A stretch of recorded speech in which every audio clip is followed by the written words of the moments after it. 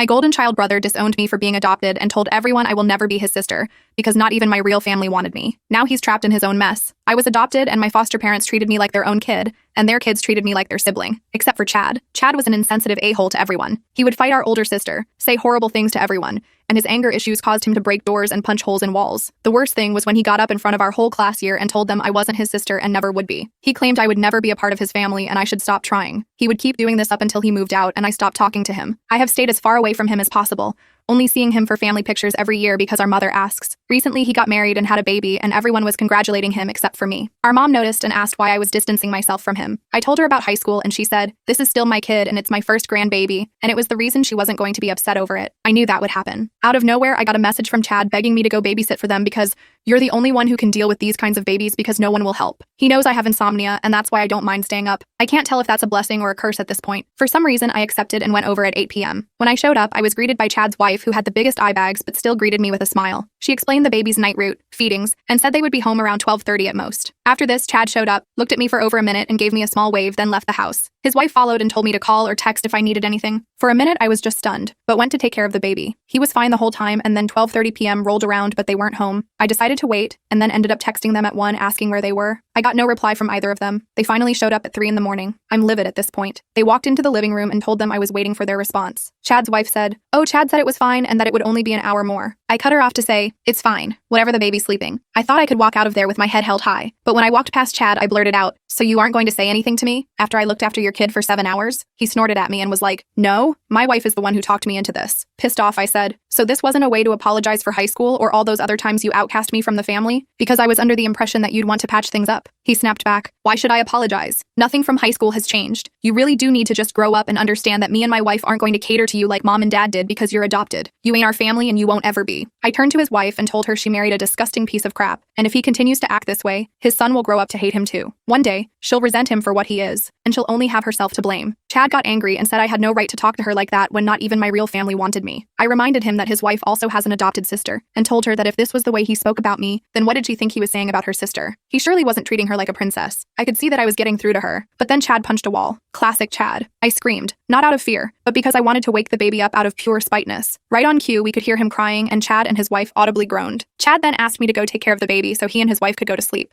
I told him like hell and gave him the middle finger before leaving and slamming the door. From another relative, I heard that they had a big argument and his wife is currently staying with her parents. Her parents also had a change of heart towards him. Now he's claiming that I made him say that on purpose, which is ridiculous. I smell a divorce in the future.